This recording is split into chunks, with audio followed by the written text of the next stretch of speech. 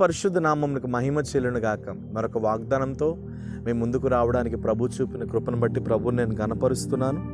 ఈవేళ దేవుడు మనకి ఇస్తున్న వాగ్దానం ఇర్మియా గ్రంథం 32వ అధ్యాయం 17వ వాక్యాన్ని ప్రభు మనకు వాగ్దానం ఇస్తున్నారు. యెహోవా ప్రభువా, సైన్యములకు అధిపతియగు యెహోవా అని పేరు వహించునువాడా, సూర్యుడా, మహాదేవ, నీ అధిక బలము చేతను చాచిన బాహు చేతను భూమ్యాకాశములను సృజించితివి, నీకు అసాధ్యమైనది ఏదియూ లేదు. దేవునికి స్తోత్రం. ఈ వాగ్దానం చూడడానికి చాలా చిన్నదిగా ఉంది, కానీ కొన్ని కార్యాలు, కొన్ని అద్భుతాలు మానవునికి అంతుపట్టవు. కొన్నింటిని మనం చేయలేం, మన వల్ల జరగదు. కొన్నింటిని మనం చేయలేం, మనిషి వల్ల అంతా అవ్వదు. ఇప్పుడు ఈ రోజున కిడ్నీ పాడైపోయి కిడ్నీ డయాలసిస్ చేయించుకుంటున్నారు.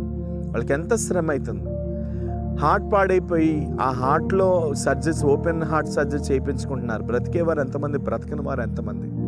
భూమి మీద మనిషి సాధించగలిగింది ఒకవేళ ఆకాశంలో విమానాన్ని తయారు చేయగలిగాడేమో, ఒకవేళ చంద్రమండలానికి ఈ వ్యక్తి వెళ్ళగలుగుతున్నాడేమో, లేదా ఏదన్నా భూమి మీద మనిషి తన జ్ఞానంతో ఏదన్నా చేయగలడేమో. కానీ దేవుడు చేసినటువంటి కొన్ని కార్యాలను, దేవుడు సృజించినటువంటి కొన్ని సృష్టిలో ఉన్న రహస్యాలను సైతం మార్చడానికి ఏ మనిషికి కూడా సాధ్యం కాదండి. దేవునికి స్తోత్రం.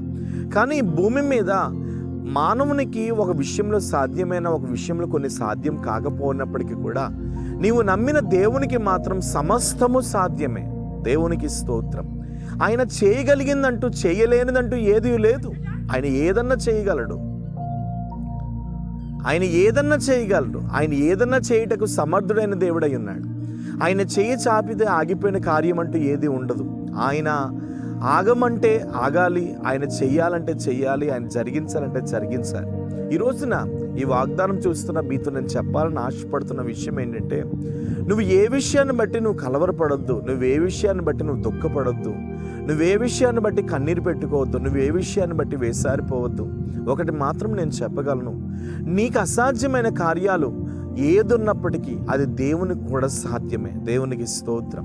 ఒకవేళ ఈ వాగ్దానం చూస్తున్న నీవు, నా లైఫ్ అంతా కొలాప్స్ అయిపోయిందండి, నా బ్రతికంతా కొలాప్స్ అయిపోయిందండి, నా జీవితం ఏంటండి, నా బ్రతికేటండి, నా భవిష్యత్తు ఏంటండి అని ఒకవేళ నువ్వు ఏడుస్తున్నావేమో, ఈ పని జరగక, ఈ వ్యాపారం జరగక, ఈ ఉద్యోగం జరగక, నా పిల్లల భవిష్యత్తు బాగాలేదని ఒకవేళ నువ్వు వేదన పడుతున్నావేమో. కానీ ఒక మాట మాత్రం నేను నీతో చెప్పగలను, ఎవరు నీ చేతిని విడిచినాను, దేవుడు మాత్రం నీ చేతిని ఎన్నడూ విడవడు. దేవునికి స్తోత్రం. ఆయన నీ చేతిని విడిచే దేవుడు కాదు. ఖచ్చితంగా నేను చెప్పగలను, నీ జీవితంలో ఏ కార్యములు అయితే ఆగిపోయాయో, నీ బ్రతుకులో ఏ కార్యాలు అయితే ఆగిపోయాయో, నీ భవిష్యత్తులో ఏ కార్యాలు అయితే ఆగిపోయాయో, ఆ ప్రతి కార్యమును నా దేవుడు నీ జీవితంలో నిశ్చయముగా చేయబోతున్నాడు. హల్లెలూయా. కాబట్టి ధైర్యం తెచ్చుకో, నిబ్బరం కలిగి ఉండు. ఎవరు చేయి విడిచినా ఆయన మాత్రం నీ చేతిని విడవడు. నీ పక్షంగా ఉన్నది మనిషి కాదు, నీ పక్షంగా ఉన్నది సజీవం కలిగిన దేవుడు.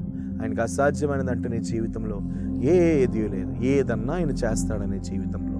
ప్రేమ కలిగిన పరిశుద్ధ తండ్రి, ఎంతమంది ఈ వాగ్దానం చూస్తూ వారి బ్రతుకుల్లో, వారి జీవితాల్లో తండ్రి, వారి భవిష్యత్తుల్లో ప్రభువా, ఏ సమస్యను బట్టి ఏడుస్తున్నారు, ఏ కన్నీటిని బట్టి ఏడుస్తున్నారు, ప్రతి కన్నీరు, ప్రతి సమస్య యేసు నామములో తొలగిపోవును గాక. ఇప్పుడే అసాధ్యమైన కార్యాలు సాధ్యపరచండి, ఆగిపోయిన కార్యాలు జరిగించండి. ప్రతి విధమైన అడ్డంకులన్నిటినీ యేసు అధికారం కలిగిన నామంలో బంధిస్తున్నాను. ఇప్పుడే మీరు అద్భుతం చేయండి, అనేకులకు దీవెనకరంగా మార్చండి.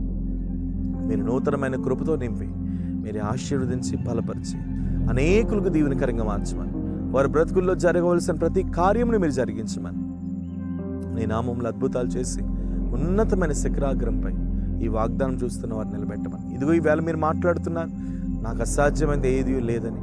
ఆ వాగ్దానం చేత పట్టుకొని నీ కొరకు బ్రతకడానికి కృపనివ్వమని యేసు నామం నీ ప్రార్థన అడుగుతున్నాను తండ్రి. ఆమేన్. God bless you.